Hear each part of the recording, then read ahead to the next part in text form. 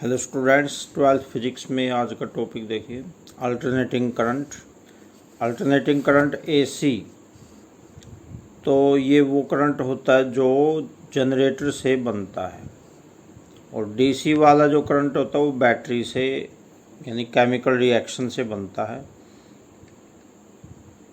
और जो एसी होता है ये जनरेटर से यानी मैग्नेटिक फील्ड से बनता है। मैग्नेटिक फ्लक्स में चेंज होने से एसी बनता है। तो ये क्या होता है, देखो, the electric current whose magnitude changes with time. Magnitude और डायरेक्शन इसकी चेंज होती रहती है हर समय।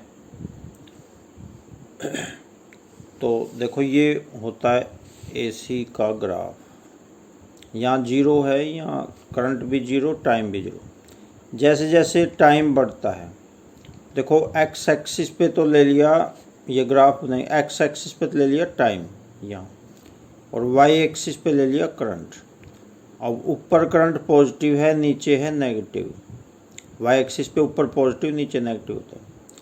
अब जैसे इधर लेफ़्ट टू राइट जाएंगे तो टाइम बढ़ेगा, और नीचे से ऊपर जाएंगे तो करंट बढ़ेगा, और नीचे ओ से नीचे जाएंगे तो माइनस में करंट बढ़ेगा, यानी घटता जाएगा। तो ओ पे देखो टाइम भी जीरो है और करंट भी जीरो है। जैसे जैसे टाइम बढ़ता है तो करंट भी बढ़ता है। या मैक्सिमम आ गया। मैक्सिमम करंट को आई नोट द्वारा लिखते हैं। आई नोट मैक्सिमम करंट होता है। अब जैसे टाइम बढ़ा तो अब मैक्सिमम से फिर करंट घटना शुरू हो गया, यहाँ जीरो हो गया। आधे चक्कर में करंट जीरो हो गया। चौथे हिस्से में करंट मैक्सिमम हो गया, फिर आधे चक्कर में करंट जीरो, फिर आगे नेगेटिव में बढ़ता गया। ये नेगेटिव मैक्सिमम है, यानी सबसे कम है यहाँ पे 3/4, 3T/4, 3/4। उसके बाद फिर बढ़ना शुरू हो गया। जब एक चक्कर पूरा हो गया तो फिर से जीरो आ गया करंट। जीरो से ही चले थे, जीरो पे आ गया। तो ऐसा 1 सेकंड में 50 बार होता है। इसी कारण जो फ्रीक्वेंसी है इसी की 50 हर्ट्ज़ होती है। फ्रीक्वेंसी होती है 50 हर्ट्ज़। कोई भी इंस्ट्रूमेंट है उस पर लिखा हुआ मिलेगा 50 हर्ट्ज़, जरूर लिखा हुआ मिलेगा उसके डब्बे पे। कोई भी इंस्ट्रूमेंट उसके डिब्बे पे जरूर लिखा हुआ मिलेगा, और उस इंस्ट्रूमेंट पे भी लिखा हो सकता है 50 हर्ट्ज़। तो देखो एसी अल्टरनेटिंग करंट की definition, the electric current whose magnitude changes with time and direction reverses periodically. Periodically का मतलब लगातार, यानी एक खास अंतराल के बाद चेंज होता है, उसको पीरियडिकली कहते हैं। तो उसको अल्टरनेटिंग करंट कहते हैं। तो अल्टरनेटिंग करंट का formula I naught sine omega T. I note maximum value है और ओमेगा है एंगुलर वेलोसिटी। एंगुलर वेलोसिटी का फॉर्मूला 2π/T होता है। अब 2π अब बटे में T जो होता है ये 1/T f के फ्रीक्वेंसी होता है 2πf। 2π न्यू द्वारा भी लिख सकते हैं। ये तो आपने 11th क्लास में पढ़ा था कि एंगुलर वेलोसिटी क्या होती है। तो एंगुलर वेलोसिटी होती है 2π न्यू, 2π इंटू फ्रीक्वेंसी, या 2π/T भी कह सकते हैं, क्योंकि फ्रीक्वेंसी का फॉर्मूला 1/T होता है। तो ओमेगा टी, आई नोट साइन ओमेगा टी या आई नोट कोस ओमेगा टी द्वारा भी लिख सकते हैं इसको। तो ओमेगा तो हो गया एंगुलर वेलोसिटी, और टी हो गया कोई खास टाइम, जैसे आधा टाइम या चौथा हिस्सा, 3/4 हिस्सा, वो टी की वैल्यू है। तो आई नोट को एम्पलीट्यूड भी कह सकते हैं, पीक वैल्यू भी कह सकते हैं, मैक्सिमम करंट भी कह सकते हैं। तो ऐसे ही अल्टरनेटिंग ईएमएफ की भी वही डेफिनेशन बनेगी, बस यहाँ करंट की बजाय वोल्टेज आ जाएगी। द ईएमएफ और voltage whose magnitude changes with time and direction reverses periodically is known as alternating EMF. तो मीन और एवरेज वैल्यू देखिए, मीन वैल्यू आई एम होती है या आई ए। तो ये जो आई है ये instantaneous value, I not sign omega T, I instantaneous value होती है। उसमें टाइम दे देते हैं टी, जैसे 0 पे टी 0 है तो साइन 0 होता है, तो ये करंट भी 0 हो जाएगा। टी अगर चौथा हिस्सा है तो वहाँ पे कैपिटल टी अपॉन 4 आ जाएगा। तो ये देखो, इसको मीन एवरेज वैल्यू पहले डेफिनेशन देख लो। That steady current which when passed through a circuit for half the time period of the alternating current sends the same amount of charge as is done by AC in same time through same circuit।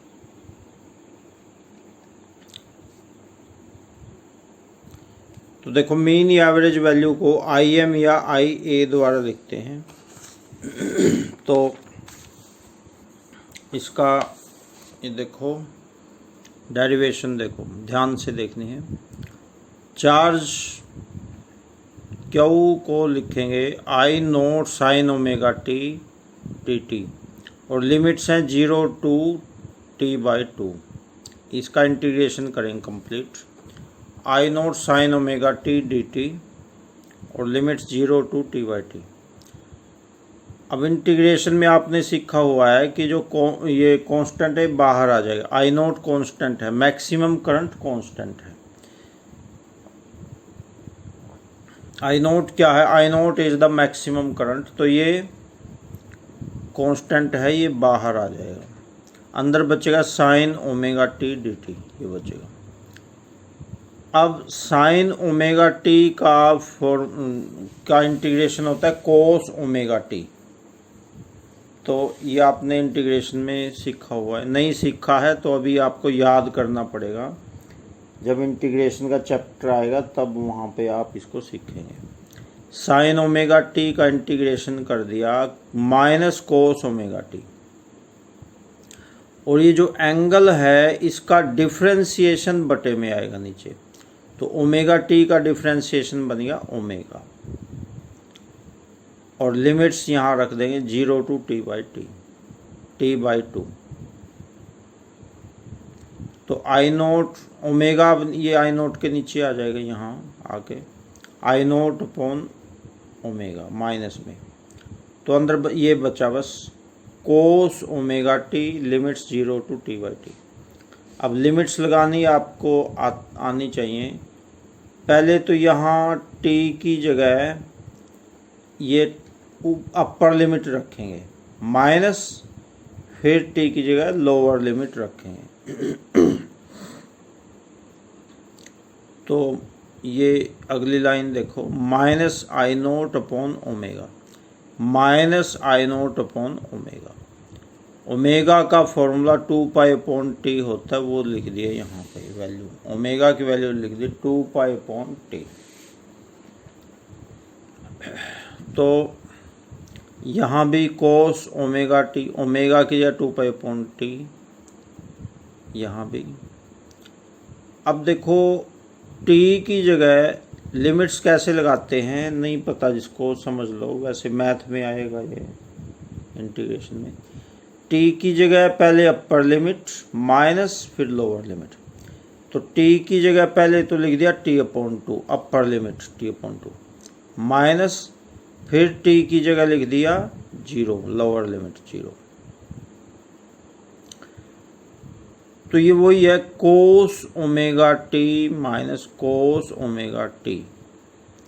Cos omega T पहले upper limit फिर lower limit. तो ये बन गया, अब t से t यहाँ पे कट जाएगा और 2 से 2 कट जाएगा, तो सिर्फ cos पाई बचेगा अंदर। और यहाँ सारा ये 0 से मल्टीप्लाई को 0 हो जाएगा, तो ये cos 0 बचेगा, cos 0। और ये 2 पाई अपॉन टी है जो ये टी पलटी खा जाएगा ऊपर, तो आई नोट टी अपॉन 2 पाई रह जाएगा, I naught T upon 2 pi. Minus निशान पहले से ही था, ये बटे में अगर टी है जो ये पलटी खा के ऊपर चला जाएगा। ये आपको आनी चाहिए छोटी छोटी बातें, जैसे 3/4/7 है, तो जो 7 ऊपर पलटी खा जाएगा, 3 × 7/4 ऐसे। तो उसी प्रकार से टी पलटी खा जाएगा ऊपर, ये बन गया। तो आगे देखो, ये तो आगे minus I naught T upon 2 पाई, और यहाँ पे कोस पाई की वैल्यू बन गई होती है -1, यानी कोस 180 की वैल्यू -1 होती है, माइनस कोस 0 की वैल्यू भी -1, कोस 0 की वैल्यू 1 होती है। और माइनस तो ये निशान पहले से ही था, यहाँ देखो ये माइनस निशान पहले से ही था। तो ये बन गया माइनस आई नोट टी, इसने डायरेक्ट कर दिया, मैं थोड़ा कर देता हूँ आपको, देखो minus I naught T upon 2 pi into -2, ये -2 ब्रैकेट में। अब माइनस इंटू माइनस प्लस हो गया और 2 से 2 कट गया, तो बच्चा आई नोट टी अपॉन पाई बचेगा, ये आ गया। अब आई एम क्या है, मीन वैल्यू ऑफ ए सी। तो डेफिनेशन से क्यू होता है I am T upon 2, definition से मैक्सिमम वैल्यू इनटू आधा टाइम टी अपॉन 2। अब ये भी क्यू की वैल्यू, ये भी क्यू की वैल्यू, तो दोनों की लेफ़्ट साइड बराबर, राइट साइड भी बराबर रख देंगे इस प्रकार। तो आई एम की वैल्यू आ गई यहाँ से, आई एम के साथ जो 2 नीचे है उधर जाके मल्टीप्लाई हो जाएगा, और जो टी है उधर जाके बटे में हो जाएगा। यहाँ भी इसने डायरेक्ट कर दिया, मैं बता देता हूँ। I M is equal to I naught T upon pi, I naught T upon pi पहले ही, अब 2 नीचे है उधर जाके मल्टीप्लाई हो जाएगा, और ये टी ऊपर है उधर जाके नीचे बैठ जाएगा। अब टी से टी कट जाएगा, तो बचेगा 2 आई नोट अपॉन पाई, ये बचेगा। अब 2 अपॉन पाई की वैल्यू बनेगी 0.636, 2 अपॉन पाई की। तो मीन और एवरेज वैल्यू आ जाएगी 0.636 मैक्सिमम वैल्यू आई नोट।